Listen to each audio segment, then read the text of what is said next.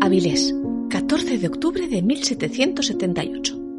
María Antonia Rodríguez es una mujer valiente y bien asesorada en asuntos de fe, pero no desde siempre.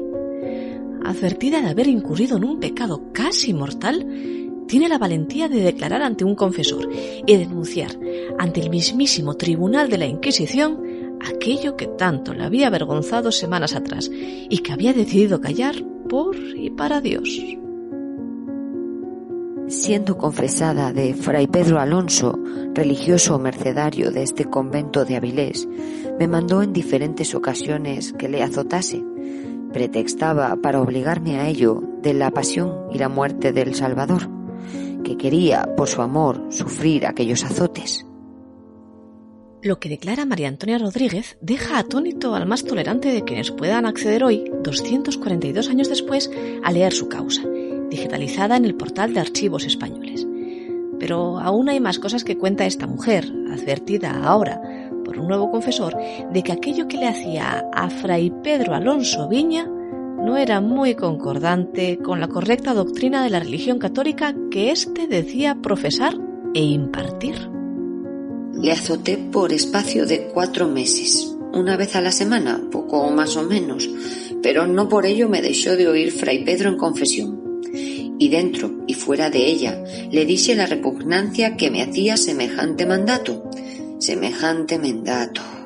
y los movimientos sensuales a la que me provocaba, ya solo con la acción de los azotes, porque Fray Pedro se desnudaba de medio cuerpo para abajo, y además que siempre que concluía me besaba las manos y los pies, y algunas veces me tocaba los pechos, como en agradecimiento, para que lo sepa usted, como agradecido. Los azotes se hacían siempre con una vara de hilo, sobre las reales y desnudas posaderas del fraile, del mismo modo en que se hace con los niños chicos, según se dice en el texto.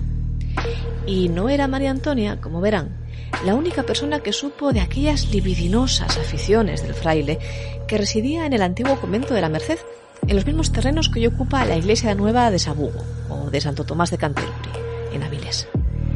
Hasta 17 páginas se ocupan con los testimonios de vecinos del barrio que confirman todo, absolutamente todo, lo que cuenta María Antonia, y los cuales, en algunos casos, habían tenido las mismas proposiciones que esta.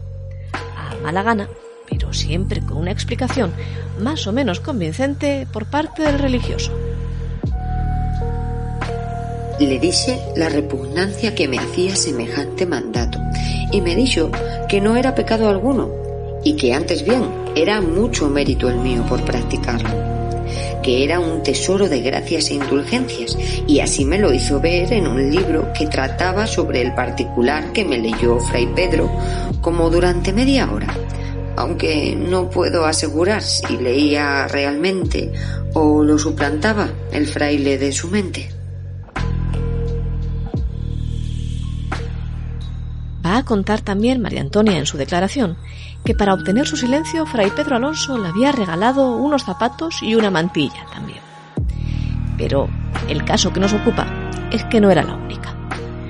Había también un oficial de marina, Antonio Suárez, que vivía en Sabugo con su mujer, Gregoria, con sus hijos y con sus criadas, y que aseguraban azotar con gusto a Fray Pedro 3 o 4 veces por semana, después de que éste les convenciera de que haciéndolo ganarían en indulgencias y en prebendas espirituales.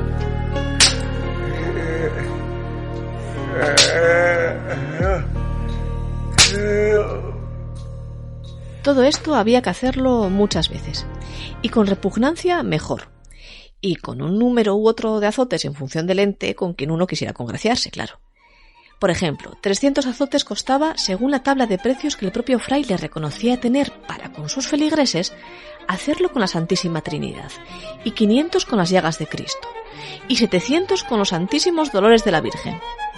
Tan convencidos habían estado algunos fieles de que el invento funcionaba, que, por ejemplo, el matrimonio de Gregoria y Antonio habían acabado por meter en el ajo a María y a Faustino, sus 2 hijos, y a 2 de sus criadas. Y la cosa no había hecho más que empezar.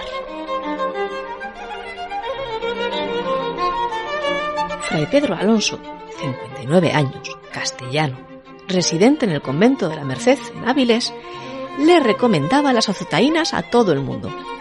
A Manuel Fernández, por ejemplo, que se lo hiciera, a él mismo. Y como a él se lo pidió también a 8 hombres y a 5 mujeres.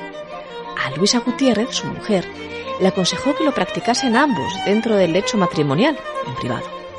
Y a las criadas de aquel oficial de marina y su esposa, bueno, aquello ya fue otra historia distinta y que se escapaba con todo de lo espiritual.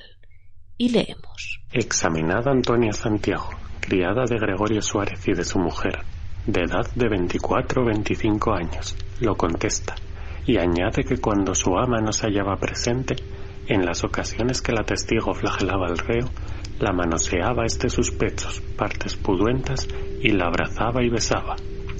Y aunque la declarante se hallaba en la cocina haciendo sus labores, se solía poner delante el reo, enseñándola sus partes puduentas, y poniéndoselas hasta en la boca, diciéndola que callase y la supiese por Dios. Avanzando el documento, descubrimos que Fray Pedro Alonso tenía de todo menos límites. Josefa García, criada de doña Gregoria y examinada de edad de 17 años, lo contesta que con motivo de haber enfermado dicha declarante y visitándola al reo como confesión que era suyo, la besó y abrazó en la cama una vez, y en esta ocasión o en otra la metió las manos por bajo de las faldas, diciéndola que la quería para Dios y por Dios, y que si no la quisiera así, que no lo haría tanto, porque todo se lo hacía por Dios. Y dice que la segunda o tercera vez que le flageló, la echó el reo sus brazos a los hombros, unió su rostro al de ella, sin que haga memoria de haberla dado ósculo, y que así, cuando volviese a flagelarle, le diese con cuanta fuerza pudiese, pues que más daño recibiese el cuerpo, mayor beneficio recibía el alma. En definitiva, tanto se extiende el documento de declaraciones de los testigos de las andanzas de Fray Pedro Alonso que no llega a decirnos cuál fue el destino de aquel fraile tan heterodoxo. Pero si rascamos la pátina de olvido que cubre la historia, encontramos que no era este fraile el único que en España creía en aquellos tiempos en los beneficios de la flagelación.